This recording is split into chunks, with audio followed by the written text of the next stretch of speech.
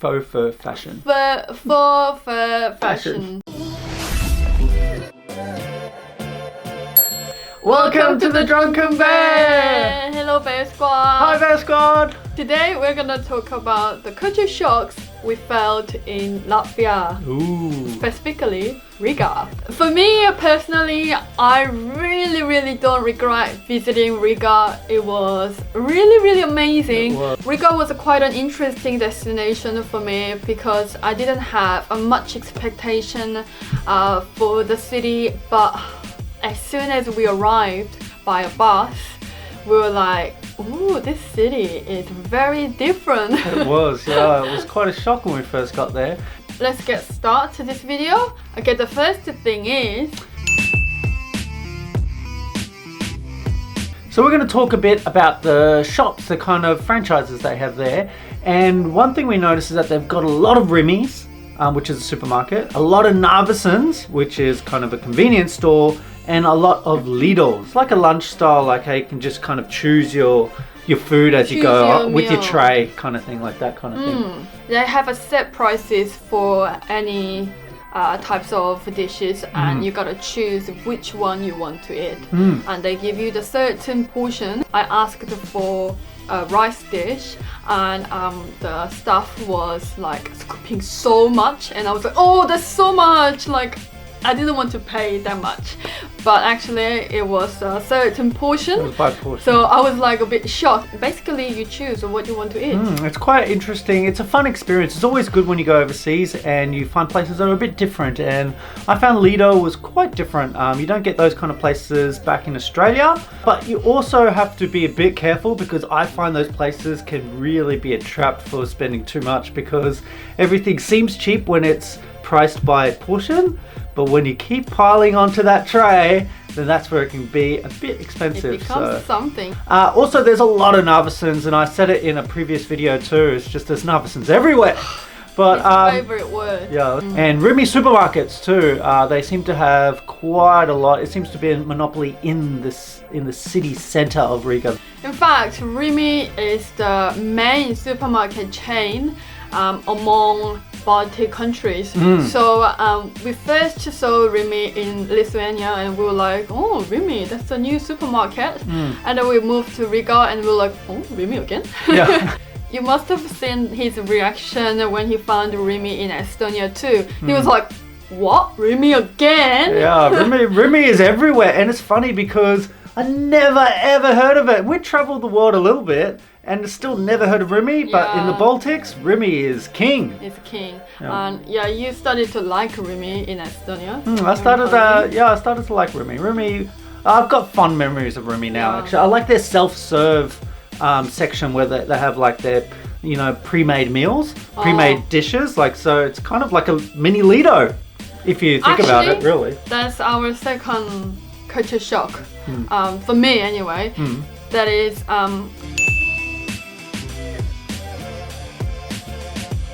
how cheap salmon was. Salmon in Riga is relatively cheap, like compared to any other countries in Northern Europe. So in RIMI, they had like a salad bar, and you can make your own salad. There was a pot for salmon, and I always made this salmon salad. And that's not the only time. Like in some markets, I saw salmon quite relatively cheap. I think I enjoyed the salmon the most in Riga.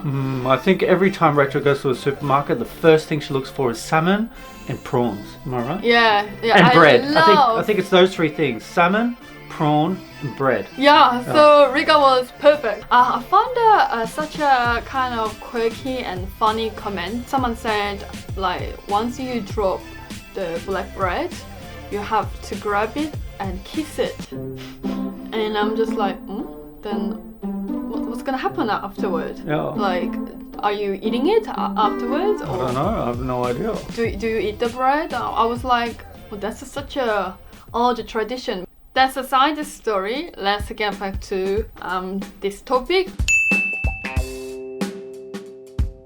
The next thing is, I still find it hilarious. Latvians people do that.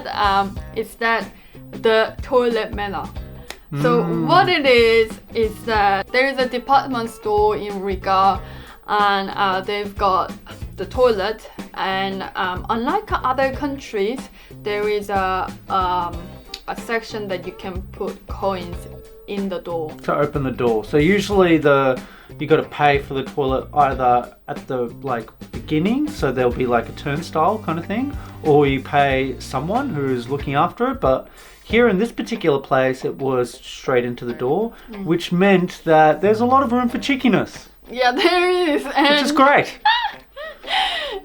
We loved it because I personally go to the toilet all the time. I mean, it's too much information, but I do. And the thing is, you have to pay about 10 cents. But what Latvian people do is that sometimes they come out and then they hold it for you. They hold the door for you so you can so get in. Everyone was just holding the door for each other and like having a bit of a smile afterwards too, which is so lovely because it's not even the price of what it costs to go in, which already I find ridiculous that you have to pay for toilets. But I would love to do a whole video about toilets, to be honest. Maybe one day we'll do a whole video about how toilets should be free.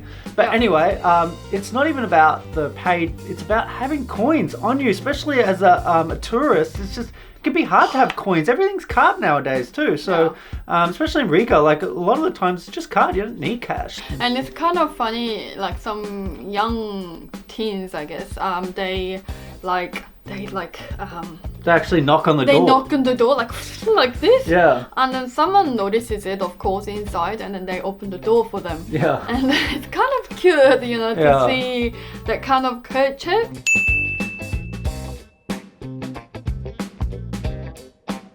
Next up, we're going to talk about the architecture in Riga, which is lovely, and it's a bit more unique because they've got like an Art Nouveau kind of style, which if you're not familiar, it's pretty much just kind of figures and statues kind of popping out of the building and just kind of intricate designs kind of popping out, really. Kind of haunting. It's kind of haunting. It is kind of haunting. But when you see it in person, it's just like breathtaking. It's really cool. I wish we could capture it better in video, but really it's kind of very hard to capture those kind of things. Yeah. Because they just look so much more impressive when you're there. Like the most normal building can suddenly have this really cool like face coming out of it like this, and it's just really, really cool. So just walking around Riga was really cool because you got to see really interesting, unique architecture, and we really love that about Riga. Such interesting architecture. Like the cat house, which we've shown you in another video, which we'll link up here.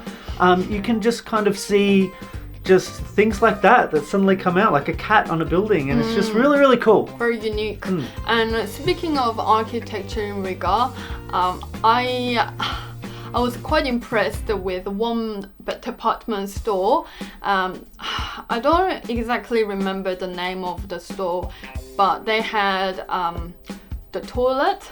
We always talk about toilet and department store. Sorry, but there was the toilet, and the toilet was built in wooden design. It was like antique looking. Antique. It was really lovely. Toilet design, and the whole thing is wooden and just such a strange looking public toilet, and I was like, oh, this is so weird. Another thing we noticed was in terms of the fashion, there's a lot of people wearing fur.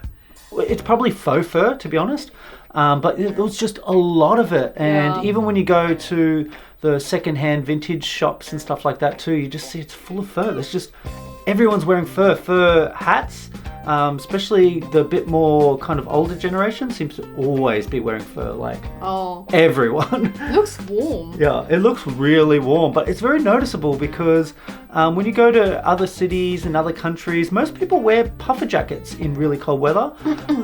But here, there wasn't many puffer jackets. It still was, but there was a lot of fur. Yeah, I mean, personally, I really like the fur jackets. I like the retro vibe into it. But Latvian people, like regardless of their ages, like old people, teens, everyone wear fur jackets, fur hat, is it fur gloves? I don't think fur gloves exist, does it? Maybe fur shoes. Maybe fur shoes, I don't know. Something like that. Anyway, so you see fur fashion a lot. And faux fur fashion. Fur fashion. So, another thing that we need to talk about is the fact that there is surprisingly not many tourists in Riga. We know we went during the more off-season, but still, even then, we've been going to the off-season for, you know, a whole Europe trip.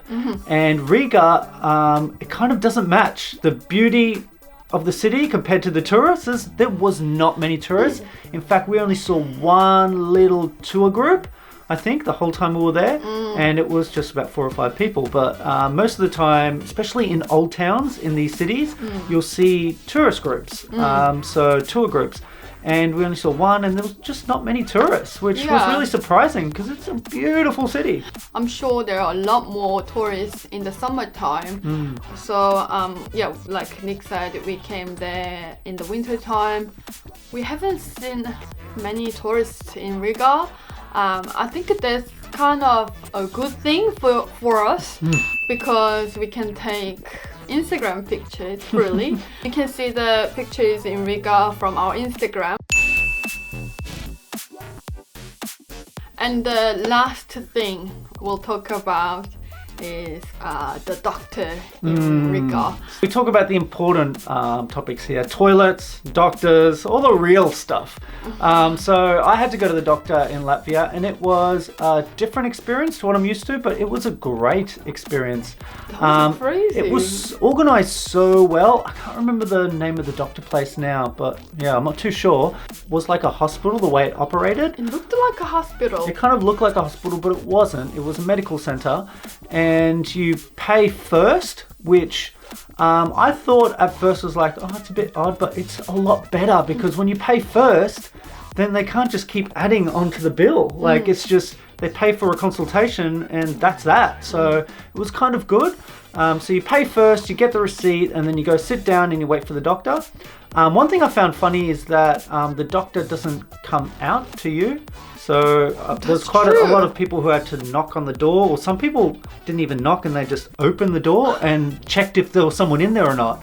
And that happened a lot. There was a lot of people, kind of people a bit confused about what to do, and there was always people just going and just looking around, just opening the door and just closing it again quickly, which is funny. But once I went there, you go, you get diagnosed, everything, prescription, everything was done so quickly, like within the space of a few hours. I went there, got to see the doctor, got the diagnosis, I got the prescription straight away. I got all my tests done, blood tests, everything, and it got sent back to me via email, all within hours. So one night, everything done, which as an Australian, especially... It's mind-blowing. It's mind-blowing because I don't really know how much other cities in Australia deal, but in Melbourne, it's an incredibly slow process. You'd have to go to a different place to get a blood test. You can't do it there. So for me, that was an amazing process and worth the money that I paid, which was, I think, about 50 euros. So that's it. That's it. That's been our culture shock. That's been our culture shocks. There were, of course, like little things that we found. Oh, that's strange. Like you must have noticed it from our old videos. Go check them out if you haven't seen them. We'll put a playlist link up above on the little card, so you can just click there and you can see the playlist. Yeah, but Latvia was a pleasant surprise for me. It was great. I'll definitely go back to Riga or any other parts of Latvia. I hope you do if you are a traveler who is wanting to go to Riga or Latvia. And also just a quick shout out to all our Patreons too. You guys are the best, Bear Squad. You guys are amazing. So we just want to quickly thank you guys as well too for supporting us. Also, everyone who watches our videos, if you're watching right now, thank you. We absolutely love your comments that you guys send us on Instagram, on Facebook, on all of our social media. It really just, it's like we're traveling with you guys. So, and we hope that we feel like you're traveling with us too. Because it's just an amazing experience to be able to share this travel with you guys, the good and the bad. Thanks heaps for watching, guys. And we'll see you guys in the next video. Bye. Bye.